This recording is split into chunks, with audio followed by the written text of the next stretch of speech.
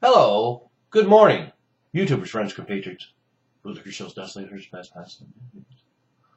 Welcome. I'm a useful idiot, and this morning I'd like to talk about the fact that the Republicans are getting their circus tent of freaks ready for the 2016 election. It's really unfortunate to say. And before I get into a tongue lashing of the GOP, let me state, as usual, that I really have no skin in the game. I don't believe in the two-party system. I think it's a fraud, and that both parties serve the same masters. And therefore, I really have nothing invested in either party per se. But as an independent conservative, any hope is going to come from the conservative camp. Unfortunately, of course, the conservative candidates that I would be interested in don't really get that much visibility and are easily marginalized. But let's get back to the status quo GOP party as they prepare for the 2016 election.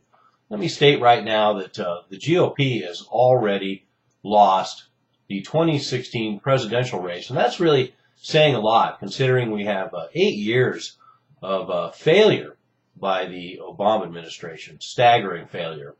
And even though liberals generally try to paint the last 2 terms of Obama as a success, overall, certainly we know the difference.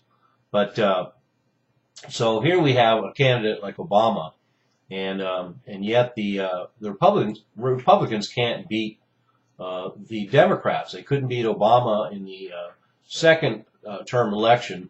And they're not going to be able to beat, more than likely, the Democratic candidate of 2016. And it's probably going to be Hillary Clinton. I think about 99.999999% of liberals are lining up behind Hillary Clinton. She has an amazing amount of support in the Democratic Party, and, of course, being part of the Clinton-Dixie mafia, she will be able to raise unimaginable amounts of money. And I can practically guarantee she will be the next president. And I can also guarantee that if you thought Bush was bad, if you thought Obama was bad, wait till Hillary Clinton is president. And why is she going to be president? Because the GOP cannot get their shit together.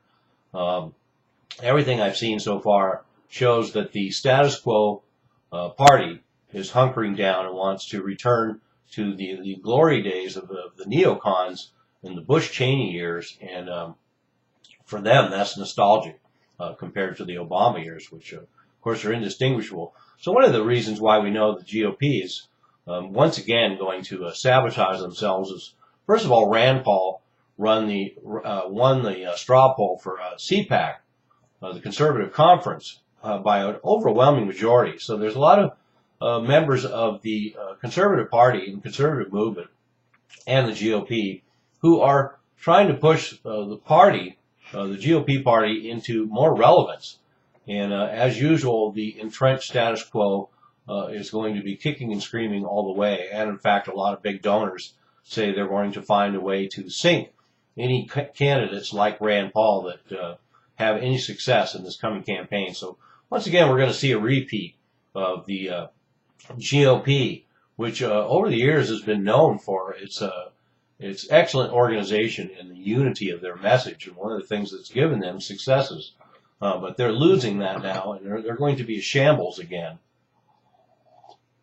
And another reason why we know they're going to be a shambles again is because they're trotting out the same old idiot parade. And so we have, first of all, we have the Mitt Romney list, and he came out and talked about people like Paul Ryan, Mike Huckabee, Jeb Bush, Scott Walker, John Kasich, Mark Rubio, and Ted Cruz as kind of outsiders.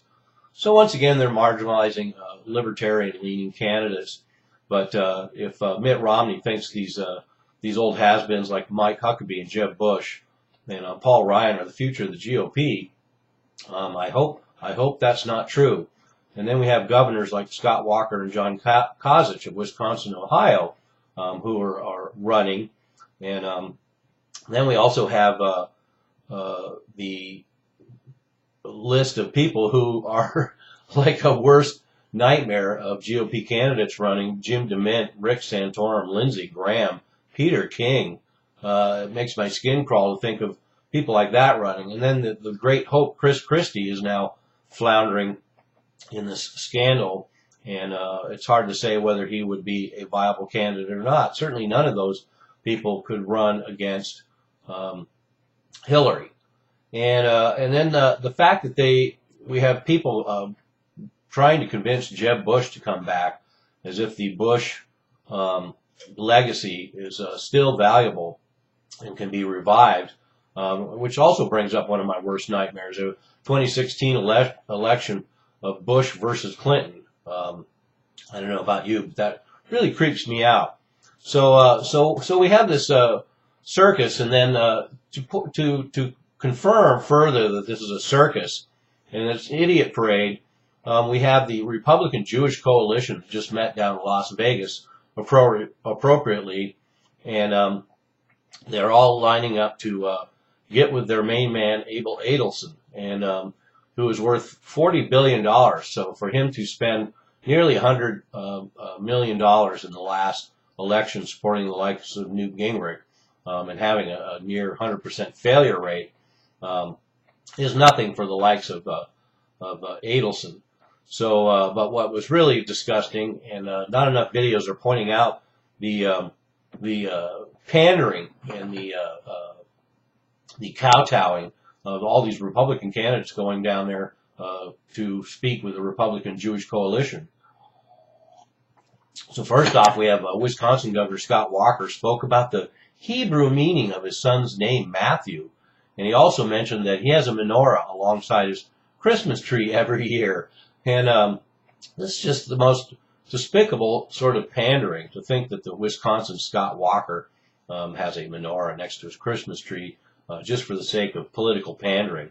And then and we all love the fact that New Jersey Governor Chris Christie talked about his recent trip to Israel and the, quote, occupied territories, unquote. So I guess Christie had to personally go and apologize to Adelson for that reference. So you got to be careful. You got to remember what crowd you're talking to. And then we had Lindsey Graham kissed Adelson's ass too by saying that, quote, Adelson had aligned himself with most Southern Baptists in South Carolina, unquote. Yeah, a lot of overlap between radical Zionist Judaism and Southern Baptists.